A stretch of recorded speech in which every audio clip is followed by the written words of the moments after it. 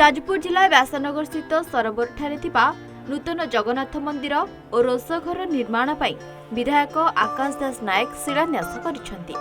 पाखापाखि 1.5 कोटी टंका व्यय निर्मित यह मंदिरटी 1 वर्ष भितर संपूर्ण हेबो बोली विधायक सूचना दैछंति।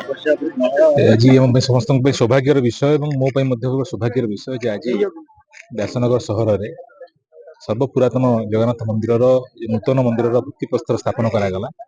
निश्चित भाव में ये तो प्रभु इच्छा ये मंदिर सहित केवल व्यासनगरवासी नुहति आखपाख अंचल पंचायत अच्छी समस्त भाव जड़ित अच्छी जगन्नाथ संस्कृति प्रचार प्रसार एक प्रमुख माध्यम पलटि।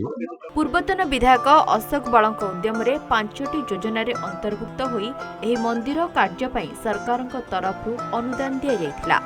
एही शिलान्यास कार्यक्रम में पौराध्यक्षा संगीता पिंगुआ, काउंसिलर अशोक राउत, रविंद्र राउत एवं पूजक पीतवास पति शर्मा उपस्थित रही।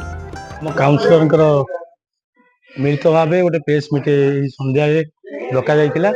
आज यार उद्देश्य रही गोटे मूल लक्ष्य रही आपण मैंने जानी आज सका आम व्यासनगर सहर पुराणा जगन्नाथ मंदिर प्रकल्प शुभ दिजार कार्यक्रम थिला।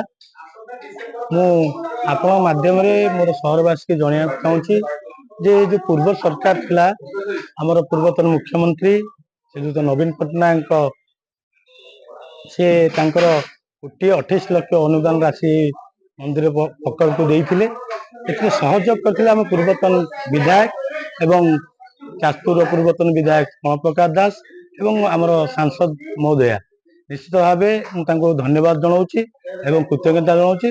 आर श्रेय सबू जाऊँगी आमर पूर्वतन मुख्यमंत्री श्रीयुत नवीन पट्टनायक सी प्रथम पर्यायर 1.28 लाख देते ये मंदिर सी प्रतिश्रुति देते सर्वांगीन उन्नति फेज 5 फेज पैसा देवे मंदिर उन्नति हम।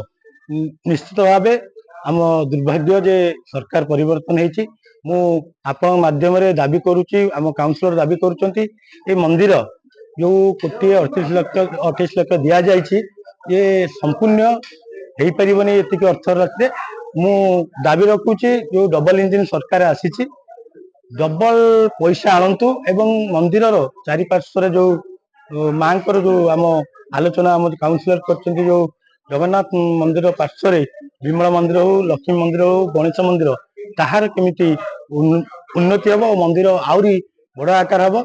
ये मु दाबी रखी सरकार अधिक अधिक पैसा आनिकी आमर ये मंदिर को आहरी बड़ आकार करूँ आम सहयोग रम सहयोग ये मंदिर प्रति व्यासनगर प्रति आम सहयोग अच्छी पौर परिषद जहाँ दायित्व आम निश्चित भाव आम सहर पर करूँ। धन्यवाद। जाजपुर भागीरथी नाथ रिपोर्ट सूचना टीवी।